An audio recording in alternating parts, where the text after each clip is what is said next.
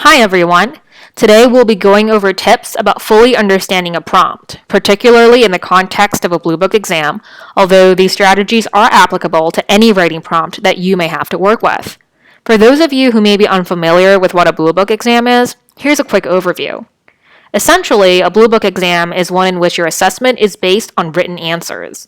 There are several kinds of prompts typically asked in a Bluebook exam, and recognizing key instruction words and prompts is what we'll be going over in this video. So let's get started. You may be asked to define something, a term, idea, concept, or a key influential figure. This usually comes in the form of key term identifications, also referred to as IDs. Think of this as a mini encyclopedia entry or a slightly longer dictionary entry. Think about the basic questions: who, what, when, where, why, and how, and aim to give a succinct, pinpointed response. If a key term that you are asked to define originates from a certain reading or author, incorporate this in your answers. The define prompt is not as analytical as others, so don't get off track by trying to make it so. A slightly longer version of define is summarize, so if you come across a summarized prompt, think along the same lines. Let's move on to another key instruction word, explain.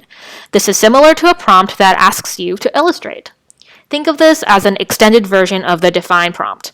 A bit more detailed, a bit more analytical, but still not a full-out, complete analysis. In the context of a reading or an idea, an explain prompt is asking for a close examination, a synthesis, if you will. This is a great place to use keywords and phrases. An explain prompt usually comes in the form of a short response, also called short answers. These tend to be about a paragraph or two in length. The final key instruction word that we'll discuss today is analyze. This word usually calls for longer essays and usually focuses on something more specific. Think of this as a puzzle. You are required to analyze all the facets relevant to the issue at hand to arrive at a complete analysis. You need to take the pieces apart and then ultimately put it all together to explain the larger picture. The analyze prompt asks you to go more in depth and is more technical than the other prompts that we have discussed today. An example of an analyze prompt is, analyze the most important legal and constitutional issues in Marbury v. Madison. How did Justice Marshall establish the doctrine of judicial review? In answering this question, I would include such puzzle pieces as the context of the case, like the election of 1800 and the conflicts between Federalists and Republicans.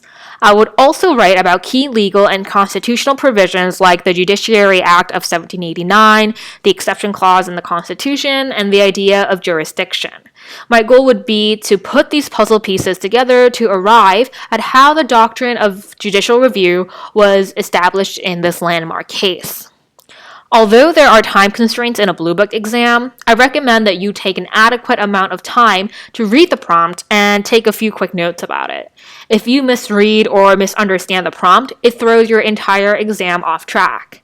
I hope that you found this helpful, and I suggest that you check out the other NYU resources that we have at your disposal. Good luck!